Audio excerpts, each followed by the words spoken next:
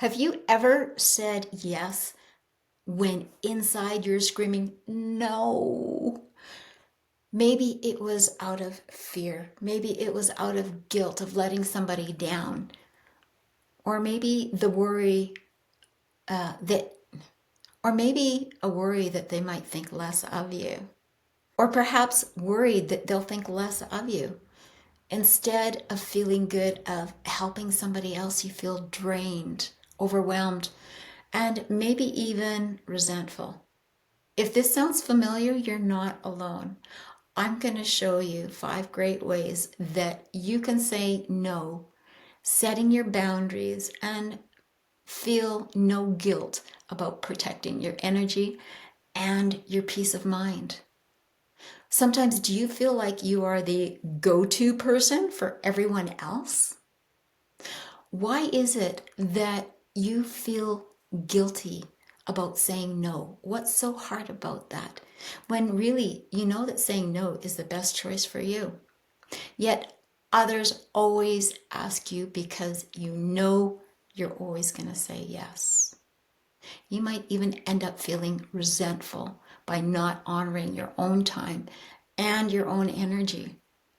Years ago, I had joined this one social club. I really wanted to fit in, make a good impression, and get active. I started to volunteer to do different things and take on different projects. One day, I wasn't able to do a specific project of painting murals on the wall in the time frames that the director wanted. And I said, you know what, I'd love to do that, but I'm working that day. I'm working at that time. And they had a total meltdown and very good at using the passive aggressive conversation with me. What I didn't realize is it was important for me to establish boundaries and protect those boundaries. That saying no didn't make me a bad person. In fact, if anything, it made me a person with solid boundaries. And people respect boundaries. Have you ever had a situation like that happened to you? If so, drop something in the chat, share your story. I'd love to hear about it. And your comments always help support other people in knowing that they're not alone.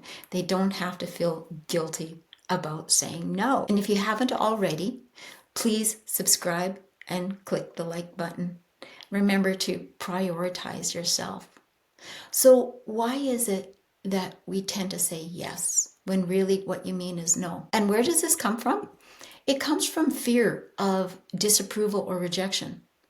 As humans, we are social beings. We are meant to be in a community and we crave that acceptance. So we feel that if we're going to say no, we're risking being cast out. Saying no can feel like you're taking a risk. Someone's going to disapprove of you. You might be even rejected or might even be met with anger. This fear stems from childhood experiences where pleasing others was tied to being loved and to being valued.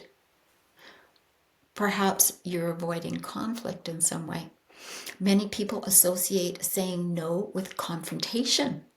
And we might think, oh, if I say yes, then I can avoid someone getting mad at me, avoid an argument and confrontation, or just a conversation that I don't want altogether. But really what's happening here is you're sacrificing your peace of mind. This mindset can lead to sacrificing your needs just for the sake of keeping peace. The need to be valued or to be liked. For some people, feeling yes feels like a way that you're going to gain that approval or validation. We want to be seen as someone helpful, capable, or even kind. And if we say no, you feel like you're failing to meet those expectations of another person. Or perhaps there's internalized guilt from society or culture, making you feel guilty for prioritizing yourself. We're taught as young children quite often that saying no is selfish when really it isn't. Perhaps you grew up saying, oh, you have to honor your elders. That could have been perceived as, I need to jump to their every whim, actually the furthest thing from the truth. You're protecting your own boundaries as well as others. Perhaps you don't have practice with having good boundaries. Saying no is a skill. And if you weren't able to say no freely when you were young, then you may not have learned how to set healthy boundaries. So it can feel really unnatural and maybe even wrong without practicing it. It's easy to default to saying yes, or it doesn't serve you to say yes. Here's some great things that you can do. You can even put humor around it too. You can say, you know what, I make it my personal policy to not take on any extra responsibilities or projects until I've cleared off the other ones off of my plate. You can express confidence in their ability to find someone else or to do the job themselves by saying, you know what, you are so good at this. I know that you'll be able to do this without me. Unfortunately, I wish I could join, but I can't. You can also refer them off to another resource. You can tell them that, you know, I'd love to be able to help. My schedule's a little bit too full right now, but maybe so and so or that other person might be able to help. They're really good at ABC. You could even just keep it sweet and simple by saying, unfortunately, I'm just not able to help at this time. Maybe next time. Humor, again, is great to use. You can throw on something really funny and silly like, wow, I'd love to help you. If I wasn't already booked, I could, unless you have a time machine where I can go back, get something else done, and come forward. Or you have a replicating machine where you can make two of me to take half of those responsibilities, then I'd be free. There's something really fun about throwing humor in. It can really break the tension if you feel uncomfortable saying no.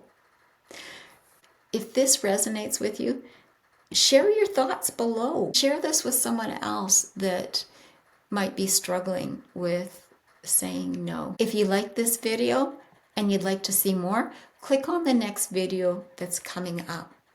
I'd love to share with you a free gift in prioritizing yourself, learning how to say no. Send me a little message below saying free gift, and I will send you a copy of my microbook, Protecting Your Energy, How to Say No. I'm Elizabeth, your intuitive spiritual ADHD counselor. Be blessed. Have a great day.